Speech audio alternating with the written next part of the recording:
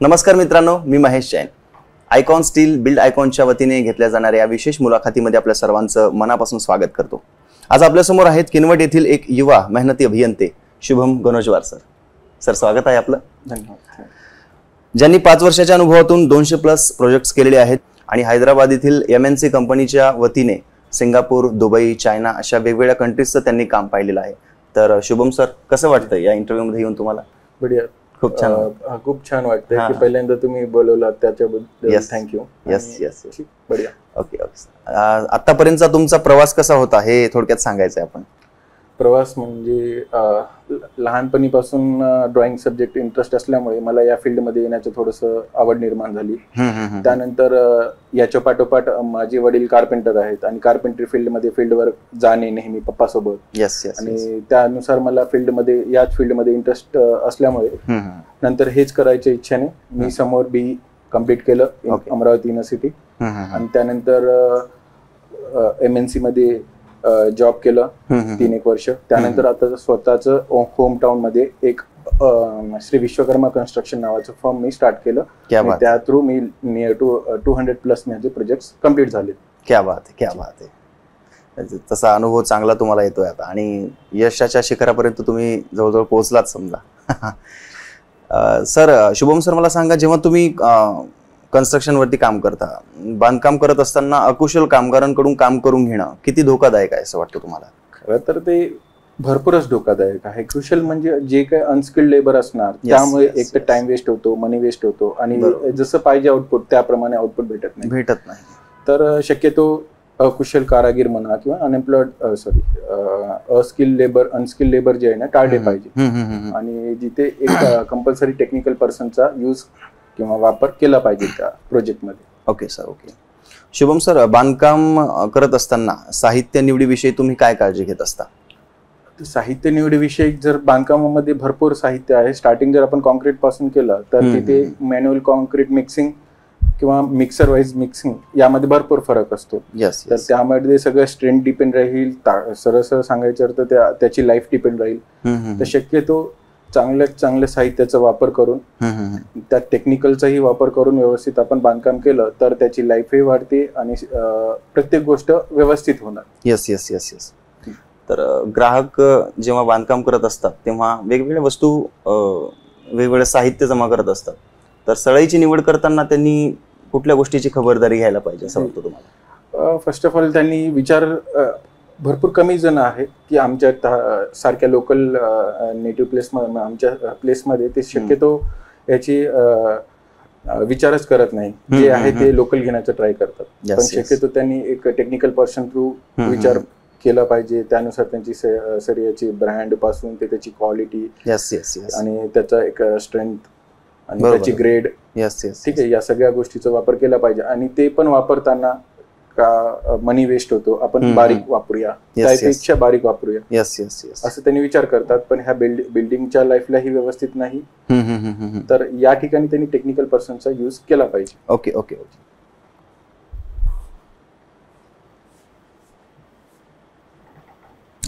बांधकामासाठी सळईची निवड करताना कुठल्या गुणवैशिष्ट्यांना आपण प्राधान्य देत असता? 100% दिलं पाहिजे. बास, सर्वप्रथम त्या बासचं एक ब्रँड, त्याच्यानुसार त्याची क्रॉस सेक्शन एरिया, त्यानंतर त्याच्या ग्रेड ऑफ स्टील, ठीक आहे, त्याची स्ट्रेंथ समजा त्यानुसार आणि त्यात वापरणारं जे लोकल सप्लायर तिथं अवेलेबल आहे का, या सगळ्या गोष्टी कन्सिडरेशन करावं लागेल. ओके. शुभम सर, दीर्घायू किंवा टिकाऊ बांधकामासाठी रचना म्हणा, आराखडा म्हणा, म्हणजे किती महत्वाचा असू शकतो? शक्यतो आपण घर बांधत आहे म्हणजे 2-4 दिवसाला एकदा किंवा 2-4 महिन्याला किंवा 1-2 वर्षाला बांधकाम करत नाही. शक्यतो आपण बांधत आहे आपल्या पूर्ण पिढी किंवा एक पूर्ण पिढीसाठी आपण बांधकाम करतो. त्यामुळे 100% सर्वजणांना हेच सांगू इच्छितो की सगळेजण स्ट्रॉंग आणि व्यवस्थित बांधकामासाठी जे काही मटेरियल लागते किंवा जे काही टेक्निकल पर्सन लागतो त्या सगळ्या काही जिथे जे पाहिजे त्यानुसार ते काम केले पाहिजे. जर अनस्किल्ड लेबर लावून किंवा लोकल मटेरियल जर वापरून जर काम केलं तर तो व्यवस्थित काम होणार नाही. येस. प्री प्लॅनिंग, आराखडा, लेआउट बद्दल पण सांगा ना सगळ्यांना. आता शक्यतो कसं प्लॅनिंग आता जे आपण दोन ऑप्शन बघूया. एक प्लॅनिंगनं घर बांधलो आणि एक विदाउट प्लॅनिंगनं बांधलो. प्लॅनिंगनं म्हणजे जे काही आपण पहिल्यांदा प्लॅन करून घेतो की त्यांचं आधी रिक्वायरमेंट विचारतो क्लायंटचं, त्यानुसार आपण एक्झिक्यूट करतो, प्लॅन काढतो. त्यांना ओके झाल्यानंतर आपण एक्झिक्यूट करतो, म्हणजे लेआउट काढतो ते अप्लाय करतो सरळ ऑन साईटवर. येस येस ठीक आहे. तेच दुसऱ्या ह्याच्यामध्ये की त्यांच्यानुसार त्यांनी किंवा ते कॉन्ट्रॅक्टर थ्रू एक प्लॅन काढून घेतले आणि त्यानंतर त्यानुसार त्यांनी कन्स्ट्रक्शन केलं. तर येणाऱ्यानंतर हे प्लॅनिंग जे आपण प्लॅनिंग नुसार करतो तर प्रत्येक त्यांच्या जे गरजा असतात तिथं पूर्ण झालेल्या दिसतात तुम्हाला. आणि या ठिकाणी होणार नाही काही ना काही परत डिमॉलिश करा किंवा नवीन कन्स्ट्रक्शन करा किंवा ते परत पाडा परत बांधा, यासारख्या गोष्टी होतात. तर शक्यतो प्लॅनिंग कोणतेही काम नसो की आपल्या लोकल डेली यूज मध्ये पण आपण जे काही काम करतो कोणतेही असो, का मी बाहेर जाण्यापासून ते वर्क पर्यंत कोणते प्लॅनिंग नुसार जर केलं तर ते काम परफेक्टच होणार. बरोबर. त्यामुळे प्लॅनिंग प्रत्येक गोष्टीचं केलं पाहिजे. त्यातल्या त्यात ह्या कधीही म्हणजे लाईफमध्ये एखादी वेळेस आपण घर बांधतो त्याला तर कंपल्सरी आपण प्लॅनिंग वाईजच गेला पाहिजे. बरोबर आहे, बरोबर. शुभम सर, सर्वसामान्य लोकांचं स्वप्न असतं की स्वतःचं घर व्हावं, पण काही लोकांचं असं म्हणणं असतं की कमी बजेटमध्ये कमी खर्चामध्ये एक उत्तम दर्जेदार घर व्हावं. तर अशा ठिकाणी तुम्ही काय करता?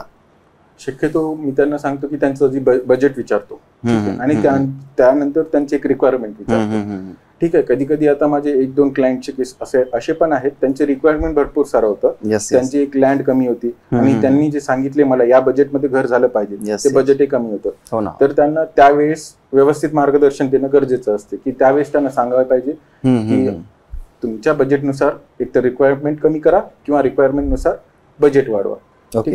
कधी कधी होते की त्यांना भरपूर सारे रिक्वायरमेंट असते पण त्यानुसार त्यांना अमाऊंट नसतो त्यांच्याजवळ. तर एखाद्या वेळेस त्यांना आताच सांगितल्यानंतर काय होतात ते रिक्वायरमेंट त्यांना फायनल असेल तर त्यांनी अमाऊंट कुठून ऍडजस्ट करतात किंवा रिक्वायरमेंट कमी करून घेतात. बरोबर. यानुसार ऍडवाइस देतो. आणि त्याच्यानंतर जे काही लोकल मटेरियल म्हणजे जे काही मटेरियल वापरतो त्यात क्वालिटीमध्ये पण आणि व्यवस्थित दरात भेटेल त्या मटेरियलचं मी सिलेक्शन करायला सांगतो त्यांना. Okay okay. आणि आजकाल बजेटनुसार सुद्धा घर बनविण्याच्या विचाराला प्राधान्य देण्यात येत आहे. बरोबर. जास्तीत जास्त प्रमाणात प्राधान्य देण्यात येत आहे. तर याविषयी तुम्ही काय सांगाल? 100% दिलेच पाहिजे. का तर घर आता ज्यांना घर म्हणजे नसतं आणि त्यांना घर बांधायची इच्छा प्रत्येकालाच असतं. तर आता सपोज मलाच घर बांधायची इच्छा आहे पण माझ्याजवळ ठराविक अमाऊंट आहे तर मला कळायला पाहिजे की माझ्या रिक्वायरमेंटमध्ये किती पट मी म्हणजे किती व्यवस्थित घर मी बांधू शकतो. बरोबर. आता जर माझं रिक्वायरमेंट फार मोठं आहे माझ्याजवळ अमाऊंट कमी आहे तर त्या ठिकाणी मी अर्ध्यामध्ये काम थांबवणं त्यानुसार त्यानंतर पॅनिक होणं यापेक्षा चांगलं की आधी माझ्याजवळ किती बजेट आहे त्यानुसार मी किती व्यवस्थित काम करू हे जर आधी पहिल्यांदा आपल्याला माहिती असेल तर आणखी चांगलं आपण काम करू शकतो. Yes sir. शुभम सर, तुमचे 200+ प्रोजेक्ट्स झालेले आहेत आणि आज इथून सुद्धा तुमचे मोठे मोठे प्रोजेक्ट्स असणार आहेत. तर आयकॉन स्टीलचा वापर केलाय का तुम्ही कन्स्ट्रक्शन मध्ये? भरपूर. ओके. आयकॉन स्टीलचा वापर आता जर आमच्या लोकल नेटिव्ह प्लेस मध्ये सांगावं तर ते एक म्हणजे व्यवस्थित ब्रँड म्हणून ओळखला जातो. तिथे तुम्ही म्हणलेलं तुमच्या डीलर का सप्लायर तर त्यांनी व्यवस्थित आहे कामासाठी. आणि म्हणजे सगळ्यांनी महत्वाचं काय प्रत्येक क्लायंटला काय वाटतं का थोडं ना थोडं त्यांना दरामध्ये किंवा काहीतरी त्यांना थोडं सवलत मिळावं आणि तेच त्यांनी नेहमी देतात. ब्रँड तर व्यवस्थितच आहेच आपला त्यानुसार आपला जो व्यक्ती आहे तिथं प्रतिनिधी तोही सगळ्यात व्यवस्थित सपोर्ट करतो. त्यामुळे आपल्या ब्रँडला तिथं काही म्हणजे सगळं जास्त डिमांड आहे. स्टीलची कशी वाटली गुणवत्ता? कशी वाटली? गुणवत्तामध्ये प्रॉपर आहे. ठीक आहे. त्याच्या शेप पासून त्याच्या क्रॉस सेक्शन एरिया पासून त्याची स्ट्रेंथ एल्डिंग स्ट्रेंथ पासून सगळ्या गोष्टी व्यवस्थित आहेत. ओके. मी प्रेफर नेहमीच करत आलोय आणि करतही राहणार. ओके. की क्लायंट्स लोकांना सांगत राहणार का आयकॉन स्टील वापरा. Yes yes yes yes. Shubham sir, तुमचा आयकॉनिक प्रोजेक्ट कोणता आहे त्याबद्दल थोडंसं आपण प्रेक्षकांना सांगायचं आहे. आयकॉनिक प्रोजेक्ट भरपूर सारे प्रोजेक्ट झालेले आहेत. त्यापैकी मी एक प्रोजेक्ट असं सांगू शकतो का खालचं जे कन्स्ट्रक्शन होतं मी त्यांना दिलेलं होतं प्रिव्हियसली का तो 22 इयर्स ओल्ड होता. त्यामध्ये त्यांना जे जुनं घर त्यांच्या वडिलांनी बांधून दिलेलं होतं ते घर त्यांना पाडायचं नव्हतं, पूर्णपणे डिमॉलिश करायचं नव्हतं. Okay okay. आणि त्याचवरती त्यांना आता न्यू स्टायलिश प्रमाणे किंवा न्यू लुक प्रमाणे त्यांना प्लॅनिंग पूर्णपणे चेंज पाहिजे होतं आणि त्यात त्यातला डुप्लेक्स पाहिजे होतं त्यांना. तर मधातून डुप्लेक्स घेऊन वरती पूर्ण बेडरूम शटअप किंवा व्यवस्थित इंटेरियर सहित व्यवस्थित करून देणे हे एक टास्क होतं मला. तर ते झाल्यानंतर तुम्हाला ते बिल्डिंग जर बघितलं तर कालच किंवा एका महिन्यापूर्वी बांधलेलं बिल्डिंग दिसणार, पण प्रिव्हियसली ते म्हणजे 22 वर्षापूर्वीचं खालचं कन्स्ट्रक्शन होतं ground floor. Okay okay okay. Sir आता हा इंटरव्ह्यू बरेच लोक पाहणार आहेत, तर ज्यांना बांधकाम करायचंय अशा व्यक्तींना तुम्ही काय टिप्स द्याल, काय सल्ला द्याल? सगळ्यात आधी बांधकाम करायचं असेल तर एरिया सिलेक्ट करणं, जिथं आपण आता वाटते की मला मी VIP कॉलनीमध्ये असला पाहिजे, पण तो नाही, पण त्याच्यानुसार आपली अमाऊंट आहे का आपल्याजवळ, किंवा जागा निवड झाली समजा व्यवस्थित, ठीक आहे.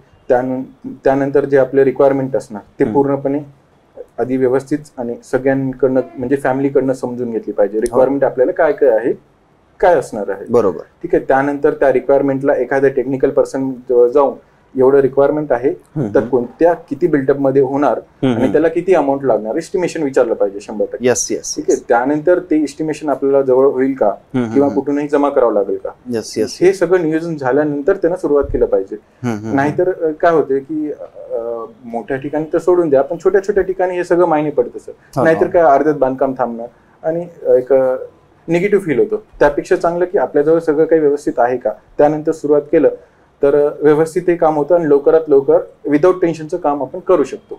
वा वा वा वा. तर शुभमजी, तुम्हाला भेटून खूप छान वाटलं आणि तुमचा अनुभव, ज्या काही महत्त्वाच्या टिप्स आहेत तुम्ही प्रेक्षकांना सांगितलात आणि त्यांचा फायदा नक्कीच प्रेक्षकांना होणार आहे. तर आयकॉन स्टील बिल्ड आयकॉनच्या वतीने तुमचं मनापासून धन्यवाद करतो. Thank you so much. Nice to meet you. Same to you. Nice to meet you.